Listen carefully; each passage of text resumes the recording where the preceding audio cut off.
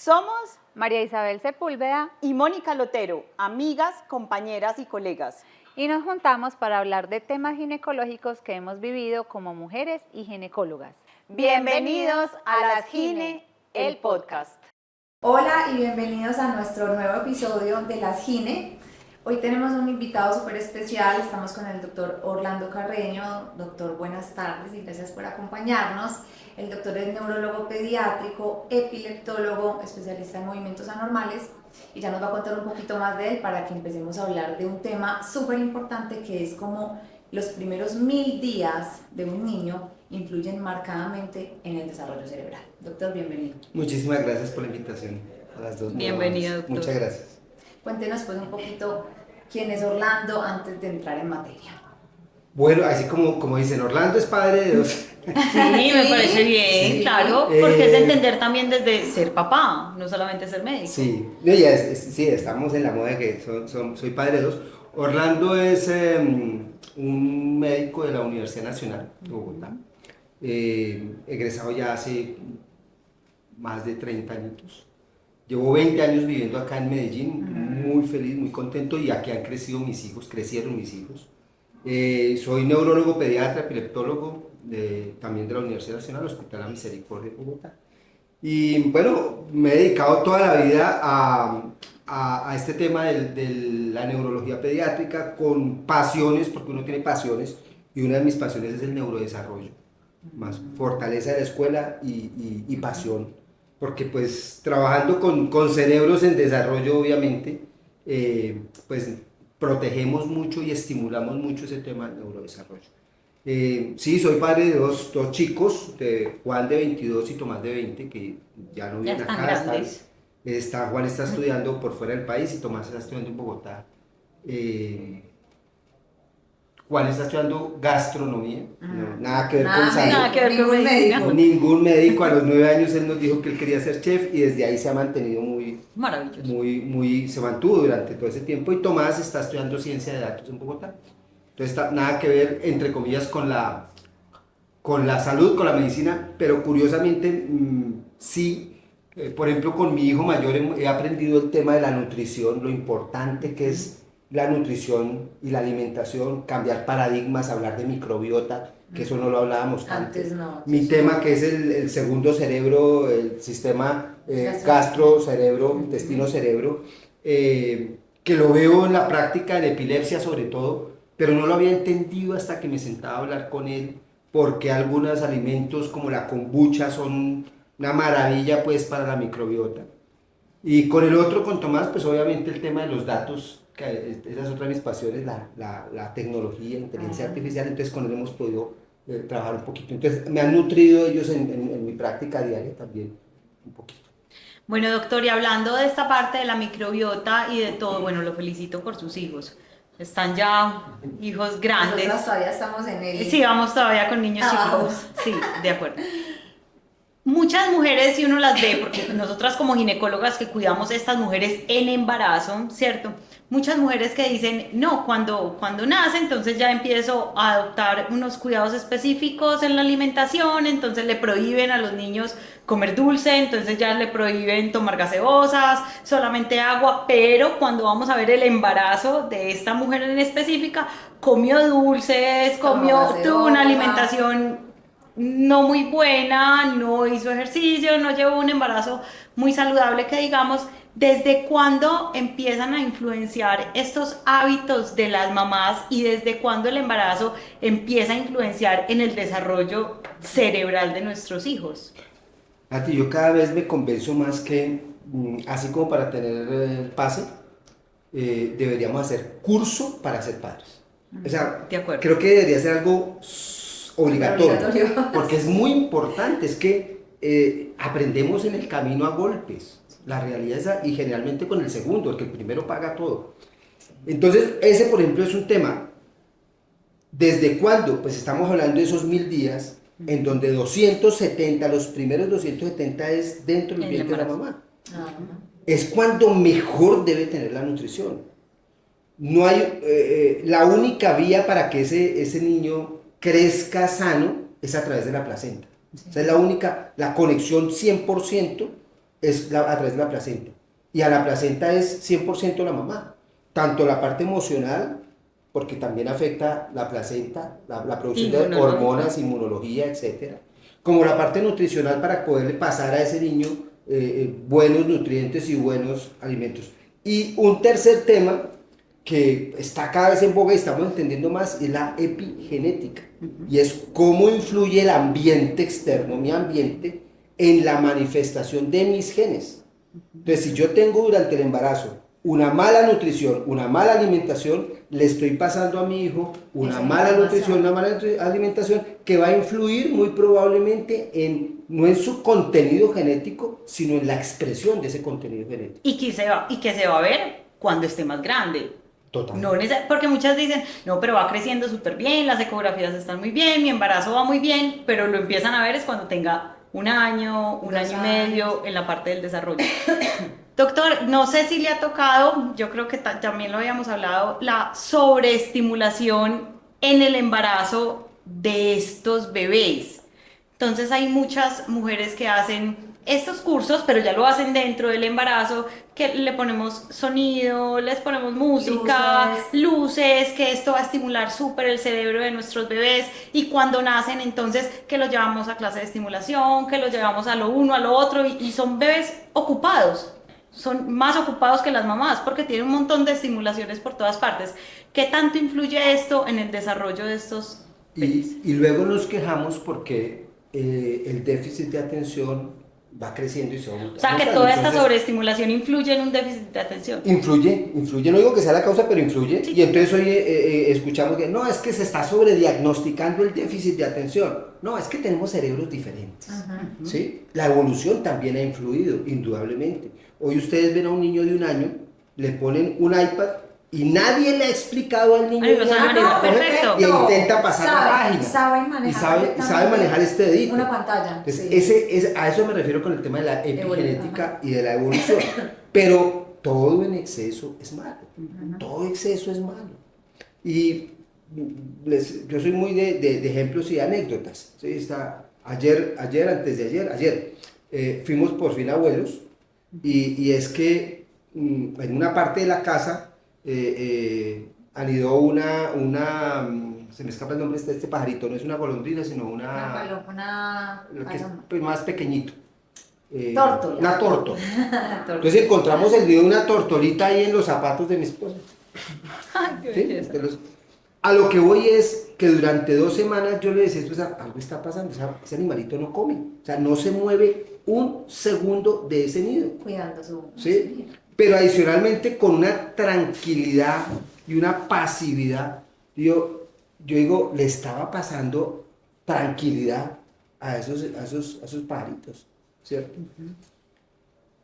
¿Qué hubiera sido si la pajarita les hubiera puesto música? Porque la naturaleza, porque es sabia y se nos escapa la sabiduría de la naturaleza, ¿cierto?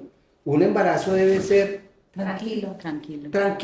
No digo sin nada de estímulo, no, tampoco, pero no sobreexagerar y sí tener tranquilidad. Cuando uno ve que sobreestimulan a los niños durante el embarazo, uno dice, esa pareja es ansiosa porque desde el embarazo ya quiere tenerlo ya está preocupada por cómo va a ser ese desarrollo. Tranquilo, relájense. ¿Sí? Pásenle tranquilidad, pásenle contacto de piel a piel de los papás, pásenle la voz de los papás. Si quiere, grábele la voz y utilicemos algunas técnicas para transmitir un poquito la voz del papá o de la mamá en un tono tranquilo, un tono suave que le esté pasando. Sí, que se ponen a veces hasta audífonos aquí gigantes con todo volumen en la barriga. Eso que tú dices lo he visto, ¿sí? Venden, incluso los venden para estimulación durante la estación y digo, venga, absurdo. Entonces, luego tengo un niño sobreestimulado, un niño que desde que nace ese primer año no duerme bien, es irritable, llora, porque es un niño que su sensorialidad no se ha integrado adecuadamente. Y entonces vemos niños irritables con muchos problemas de desarrollo que, como tú dices, los vemos más adelante, cuando están en el jardín o cuando después del primer año llegan, porque es que llegan los papás y dicen, no duermo, este primer año ha sido terrible, no duermo porque no deja dormir. Y empieza uno a mirar hacia atrás y hay detalles que no se habían tenido en cuenta porque se exageró probablemente la estimulación. En estos momentos estamos más activas las mujeres socialmente, laboralmente, y yo veo estas pacientes que yo realmente a veces les digo, te incapacito, o sea, necesito que estés tranquila, así no tenga otra condición, porque no tiene ni una amenaza de parto, no tiene una preeclampsia, o sea, no tiene otra condición específica del embarazo, pero muchas veces el estrés laboral que uno les pregunta, ¿estás haciendo ejercicio? No tengo me da. tiempo. Ajá. O sea, yo me siento en el computador desde las 5 de la mañana o 6 de la mañana y termino a las 8 de la noche, a veces a las 10. Todo esto influye en estos 1000 días que estamos hablando. Claro, claro, porque adicionalmente, ¿qué es lo que se nos dispara cuando estamos ansiosos? Pues Cortisol. el cortisol, las catecolaminas, y pues obviamente eso va a pasar a través de la placenta. Eso va a pasar. Ustedes que son ginecólogas, van a ver, por ejemplo, en los controles, niños muy activos en el útero. Sí. O sea, muy activos, es que me refiero que hay unos que son muy activos. Y pues todos contentos porque, uy, ese niño viene, pero mejor dicho, ¿cómo está alentado? Es un niño Va a ser estresado. futbolista. Ese es un niño estresado. Ah. Porque en general, los niños durante el embarazo, durante la gestación, están tranquilos. Están tranquilos, sí. En general están Es lo tranquilos. ideal. Yo, por ejemplo, el doctor dice que le gusta como las anécdotas.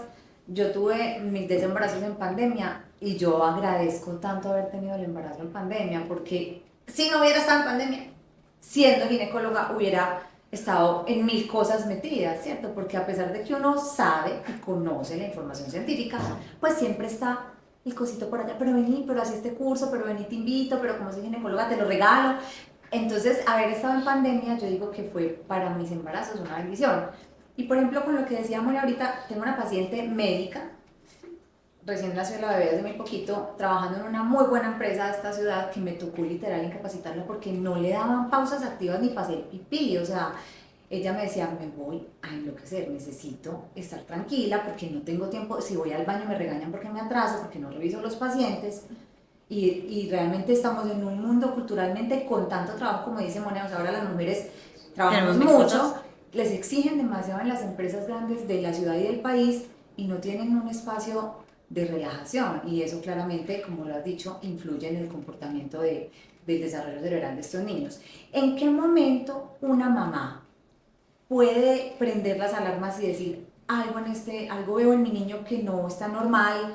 ¿Cómo consulto? ¿A quién acudo? ¿Cuáles son como esos primeros signos de un niño en desarrollo que la mamá debe alertarse para buscar una cita con un neurólogo o con un especialista? Después del parto. Después del parto, claramente sí. El sueño, o sea, que un marcador muy temprano del desarrollo cerebral es la calidad de sueño que tenga el niño, ¿sí? Hay niños que son tranquilos, enganchan muy bien, no es que duerman exagerados, sino me refiero, tienen buena calidad de sueño, concilian fácil, se despiertan sus 2, Y 3 se veces despiertan a tranquilos. lactar, comen y siguen durmiendo.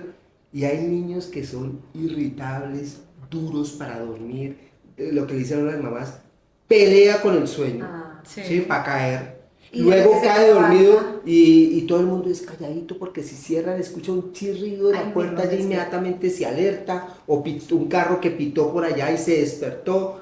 Ese sueño tan superficial no es normal, no es adecuado. Y es un primero y un marcador temprano de varias alteraciones, o por lo menos de que es un cerebrito que no viene madurando de manera adecuada, ¿cierto?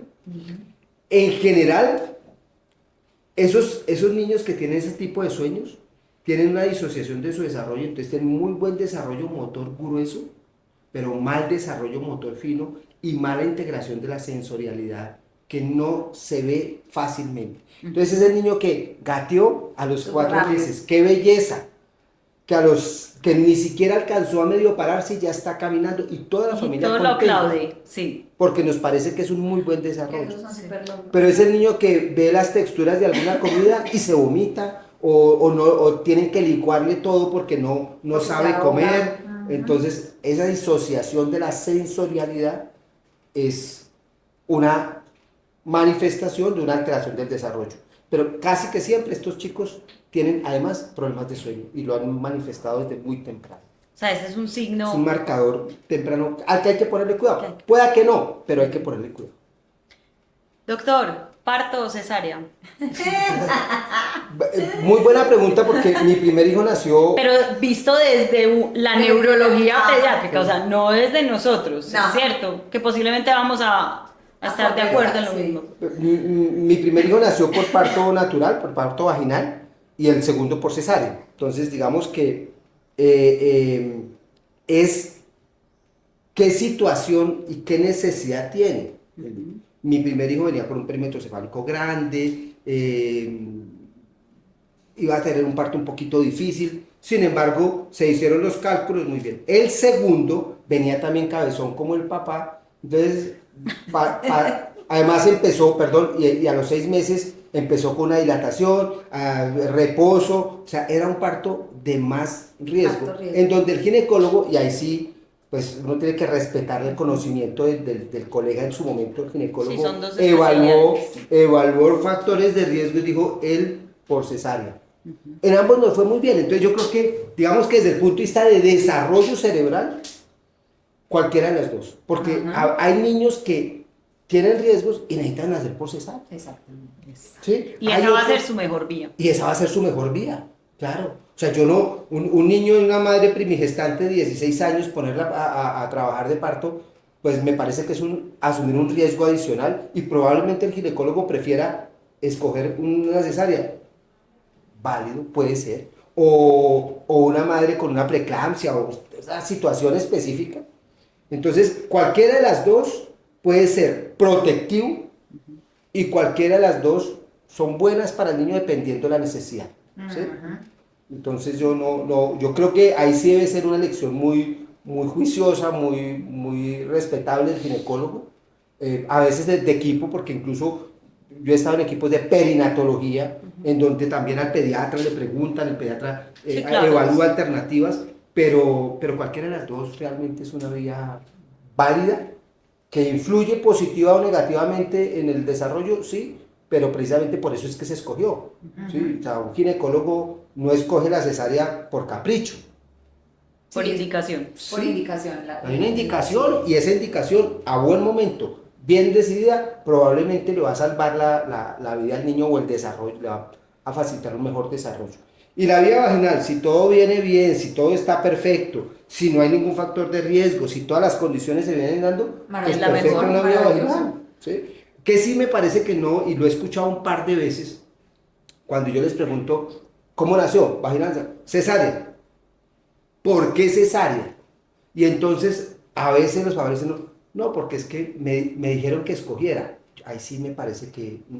Yo soy de los médicos que asumo una responsabilidad y a mis pacientes les digo, esto debería hacerse así, así, así y así. Ajá. Pero escoja usted qué medicación le damos, pues No, no, yo le tampoco. recomiendo esta medicación y le recomiendo dar o no dar medicación. Ajá. ¿Sí? Pero De acuerdo, recomiendo. sí, sí. O sea, sí, Entonces, tiene a que veces ser ese ordeado. tema, y creo que a veces somos muy laxos y hay papás muy respetables donde dicen, es que yo no quiero, venga, es que yo no quiero, no, es que el profesional soy yo, soy el ginecobstetra y tengo argumentos, se los explico, mis argumentos son estos y estos y estos y creo que lo mejor es vía vaginal o vía cesárea. ¿Sabes ahí que me parece súper importante decir lo que nos pasa mucho a nosotras ahora? A mí pues, o sea, si se puede, vaginal es lo máximo y me parece muy chévere que las mujeres hoy en día quieran tener las cosas lo más natural posible, pero a veces nos pasa mucho en la práctica que están tan caballito cochero que tiene que ser un parto vaginal, que cuando pasa algo durante ese trabajo de parto que nos obliga a nosotras como ginecobstetras a cambiar la vía de parto, a veces es muy difícil que las mamás con esas herramientas o esa información que tienen dejen que intervengamos en el momento preciso. Y hay momentos donde una cesárea es salvadora y hay que hacerla. Y estamos en este momento viviendo esa naturalidad donde a veces a esas mamás les cuesta entender que debemos intervenir y creen que estamos haciendo violencia obstétrica, que las estamos obligando a hacer algo que no se debe hacer, cuando a veces una cesárea o unos forceps en su defecto son salvadores porque hay que ponerlos y hay veces que tenemos que optar por esa opción. Total, mira que cualquier acto quirúrgico y el parto es una actividad en salas que perfectamente puede ser quirúrgico en algún momento. Ayer estábamos mi equipo estaba en un proceso de una cirugía de epilepsia, que hacemos cirugía de epilepsia, y se enfrentaron a una situación muy estresante ayer, fueron 10 horas angustiantes. Y a lo que voy es que esa situación, o un parto, es como pilotear un avión. O sea, en cualquier momento la situación me Puede cambia cambiar y el capitán segundos. tiene con su experiencia que tomar decisiones. Y ahí, pensando en la vida de los pasajeros, así los pasajeros no estén de acuerdo, Hay que hacer. pues el capitán, y además son segundos, ¿no? En un parto son segundos. Si tú tienes que instrumentar, porque también satanizamos, forceps, no, los forceps no. Venga, calma, a mi hijo mayor lo salvan los forceps. Forceps salvan Pero fue vidas. cuestión de segundos. Bien indicados. Bien indicado ¿Sí? y bien puesto. Cuando el ginecólogo dijo, me va a tocar instrumentarlo, yo volteé a mirar a mi esposa y cuando volteé ya lo había sacado. O sea, fue fracción de segundos y él no me estaba preguntando. Le Es una estaba indicación médica. comentando Exacto. que iba Entonces, y obviamente yo como médico ahí dentro de la sala tampoco iba a decir, uy, no, pero ¿por qué? Venga, charlemos. ¿Sí? No. Entonces, esa es una decisión del médico, del profesional, en este caso de ustedes como ginecobstetras, en donde es que no hay ninguna discusión, la decisión la toma el ginecólogo y es una decisión de segundos. Lo mismo una cesárea pues no es de segundos, pero es de minutos. Eso no es de sentarse a charlar. Doctor, igual que la sobreestimulación, estamos también en la moda de tomar un montón de vitaminas. Entonces, aparte de las esenciales que tenemos, que es el hierro, que es el ácido fólico, que es el calcio, estamos usando magnesio, omega Vitamina 3, D. colágeno, vitamina D, o sea, múltiples vitaminas que tienen, pues también son importantes en el embarazo, pero que solamente se las ponemos a las vitaminas. O sea, no hago ejercicio, estoy estresada, pero me tomo mis 5 vitaminas, entonces estoy súper bien. Todo esto tiene que ser un balance entre manejo del estrés, entre las vitaminas adecuadas. Realmente, ¿cuál de estas vitaminas para el desarrollo neurológico son infaltables en nuestro embarazo? Neurológico, porque estamos hablando que entonces las que tú no menciones no son necesarias, no, sino para esta parte neurológica. Sí. Primero retomar que esos primeros 1000 días o los 1000 días claves en el desarrollo del niño van desde la gestación hasta los 2 años. A los 170 de gestación. Incluye el embarazo. Incluye. Entonces, tanto la alimentación, la nutrición de uno como otro. Pero tú acabas de decir algo fundamental y es que se nos olvida además la lógica, el sentido común. La mejor alimentación, la mejor nutrición durante el embarazo es una buena alimentación. Es una buena alimentación. Es una buena alimentación, balanceada. Lo mismo, quite azúcares. Lo mismo. En cuanto a vitaminas, bueno, ácido fólico, hierro, magnesio.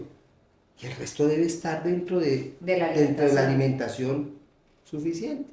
Entre otras cosas, porque, repito, como lo pasamos a través de la placenta, ¿sí? Una madre muy bien alimentada pasa los nutrientes suficientes necesarios para que ese niño se desarrolle bien y ese cerebrito se desarrolle bien. Claro, los ginecólogos, ustedes utilizarán otras vitaminas por muchas otras razones, el tema hormonal, el tema de requerimiento, digamos, de la mamá, pero realmente lo que necesitamos para los niños es el ácido fólico, pues que me previene malformaciones más que todo en el primer trimestre. Y de resto una muy buena alimentación, una nutrición y ejercicio. ¿Y el DHA? Sí, Eso es también. fundamental. Tanto cerebro Pero, materno como, eso te iba a decir. como es fetal, que, porque no es solamente el del bebé. Es que ahí lo que tú le estás dando es un refuerzo a la mamá. ¿Sí? La mamá no le pasa ese DHA al niño, ¿sí? Lo transforma y le pasa hormonas y neurotransmisores. ¿Sí? Sí, sirve. Bueno, aquí hay otro tema importante y se me olvidó. Pero diga usted después, dale, sí. Pero de pronto es el mismo tema. Yo creo que ya hoy en día la gran mayoría de mujeres que quieren tener hijos, pues familias que quieren tener hijos, planean su embarazo.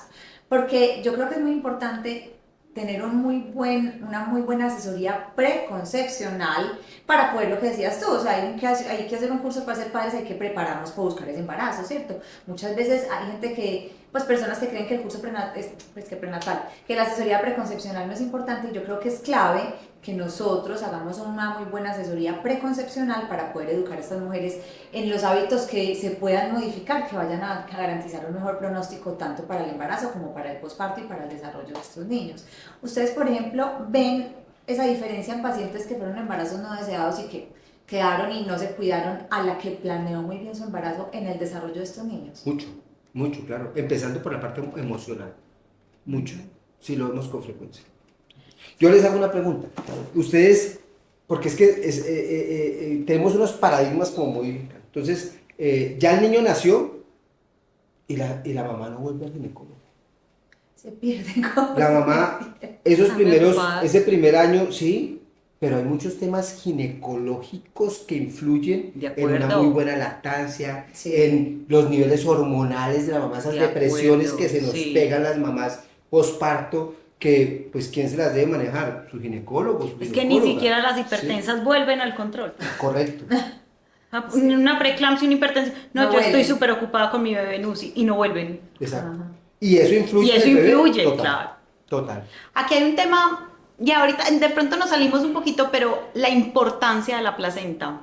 Es que la placenta es lo que hace que nosotros y los mamíferos podamos tener un bebé dentro de nuestro cuerpo, ¿cierto? Y esa placenta tiene factores inmunológicos. Si nosotros no tuviéramos placenta, nuestro cuerpo rechazaría ese bebé.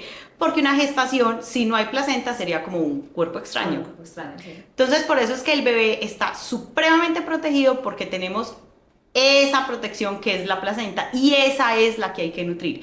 Entonces, ahí no es solamente, ay, es que a mí me dan aspirina para disminuir el riesgo de preeclampsia, es que a mí me dan, aspirina es un nombre comercial, perdón, ácido acetilsalicílico u otras marcas para disminuir el riesgo de preeclampsia, no, pero ahí influye el manejo del estrés, el manejo de la parte inmunológica, el manejo de la nutrición, que va a fortalecer esa placenta para que le podamos pasar todos nuestros nutrientes y toda nuestra protección inmunológica a estos bebés. Bueno, ¿qué más? Por ejemplo, ¿qué tan frecuente es para ustedes, por ejemplo, diagnosticar niños con autismo que tengan alguna relación muy propia como con ese posparto Bueno, o con la vida del parto? sí, con la vía del parto O con el embarazo. es con el embarazo. Yo creo que es más con Porque- el embarazo. Porque, a ver, primero que todo el autismo es cada vez más Más frecuente. frecuente. Y yo tengo luego hacemos un podcast de mi opinión personal sobre el autismo tipo 1, no los otros. Ajá. Tipo 1 que deberían sacarlo del diagnóstico del manual de diagnóstico. Pero sí es un tema, un diagnóstico muy frecuente. Quiero resaltar los factores de riesgo prenatal o perinatal, factores de riesgo, que a pesar de que sabemos que existen, una placenta que no funciona muy bien, Ajá. una madre estresada, un embarazo no deseado, eso se llaman factores de riesgo. Ajá. Luego vemos el niño con problemas y echamos la historia hacia atrás y uno dice, un embarazo lleno de factores de riesgo y sumados son los que me pueden dar el problema, no aislados. Ajá. ¿Sí? La vía del parto, pues a veces uno ve lecciones de vía de parto equivocadas, demoradas, trabajos de parto de 24, 48 horas que uno dice, No, ¿por pues qué? ahí pueden ¿Y ser por qué? normales, doctor. ¿Cómo? Ahí pueden ser No, no, normales pero, de o sea, 24 me refiero, 24, sí, pero para trabajos de 40 parto complicados que los Sí. dejamos mucho Ah, sí, tiempo. sí, de ¿sí? acuerdo. ¿Qué vemos? Miren, yo no sé por qué, si ustedes lo están viendo o no, pero uno ve cada vez más también el concepto de el parto en casa. El parto en casa. No, ese es otro capítulo ese es aparte, otro doctor. capítulo, Pues Dejémoslo todo es muy para bonito, otro capítulo. todo es muy aparte. bonito, pero cuando Exacto. las cosas se complican, Exacto. ¿sí? No hay Entonces- la inmediatez. Entonces, ahí sí corren para el hospital, ahí sí vamos a urgencias, ahí Ya se me pasó complicó mucho esa- tiempo. Entonces, eso para mí, o para nosotros en neuropediatría, es un factor de riesgo. Sí, y en Colombia no está la infraestructura para hacer No la partos en casa, hay, no no hay el hay. personal entrenado, Ajá. no hay la infraestructura de una ambulancia que me pueda llevar rápido. Entonces, esos factores de riesgo, sí, sumados, los estamos viendo con mucha frecuencia o con frecuencia en niños que tienen autismo, déficit de atención, problemas del desarrollo, etc. Doctor, estamos siendo, no estoy diciendo que estoy siendo permisiva, ¿cierto?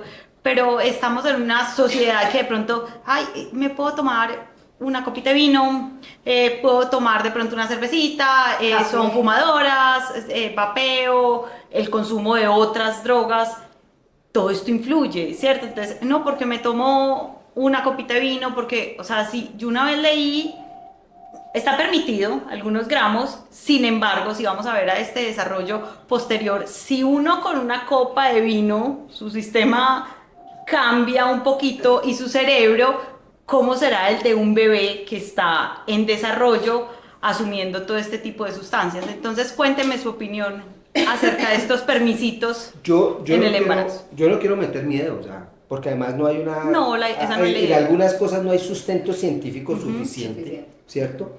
Pero en otras sí. Entonces, por ejemplo, el consumo de tabaco, ¿sí? El consumo de cigarrillo está Claro. ligado Ligada a la asociación. claramente incluso a autismo, ¿sí? Está claro, ¿sí? Entre otras cosas porque tú una copita te la tomas una vez al mes, pero la mamá que es fumadora se fuma un cigarrillo diario. Sí. Sí, O mínimo. más. Sí. Mínimo. Entonces, ese consumo de tabaco, sí es. Y lo otro es que lo que yo les digo, son riesgos. Usted asume. Eso es como con los adolescentes. Yo le explico. Tenga relaciones sin preservativo o con preservativo. Tenga relaciones, son riesgos. Usted asume.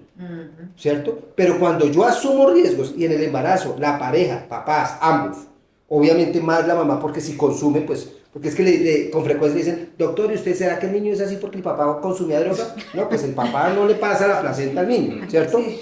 Pero la mamá sí. Sí. Entonces, no, es que con frecuencia pasa eso. Pues de cualquier cosa mala se la... Pero ahí entonces, la epigenética entonces con hay el papá. factor de consumo de alcohol, por ejemplo. Venga, ¿era necesaria esa copita? Pues, Sí. ¿justificaba De esa acuerdo. copita? ¿Por qué no puede hacer una copita de agua, de soda, en una fiesta? Saborizada, ¿Sí? sí. ¿Era necesaria? Entonces, no asumamos riesgos tontos. ¿Sí? Fumar, vapear, esos dos están claramente... Vapeo, porque ahora como sienten que el vapeo no es igual que un cigarrillo. Pero perdóname, es peor. Es peor. Es peor, tú antes porque es conseguías- permisivo. No, y tú antes conseguías o consigues el cigarrillo con tabaco. Ahora tú consigues el vapeador con cualquier cantidad de cosas y te vende tabaco al 5, al 2, al 10, al 25, con nicotina, sin nicotina, con nicotina y THC, o sea, una cantidad de cosas, ¿cierto? Entonces, pero desde el punto de vista de nicotina, que lo tienen los vapeadores, y la nicotina del tabaco es exactamente la misma cosa. Bueno, doctor, yo creo que tenemos mucho tema. ¿Qué? ¿Vuelve a ser nuestro invitado o qué? Claro. ¿Va a volver a estar con nosotras? Sí. Y Claro hablamos que de sí. otros temas. Hablamos Por de otros supuesto temas que porque yo creo que es fundamental también como conocer la visión desde otro especialista diferente para todas las personas que nos ven, porque a veces pues piensan que solo lo que nosotras digamos es sí, no, hay que mirar mucho más allá. Entonces, buenísimo tener futuros episodios para hablar de otros temas. Doctor, muchas Muchísimas gracias. Muchas muy amable. gracias. Que esté muy bien. Gracias. Chao.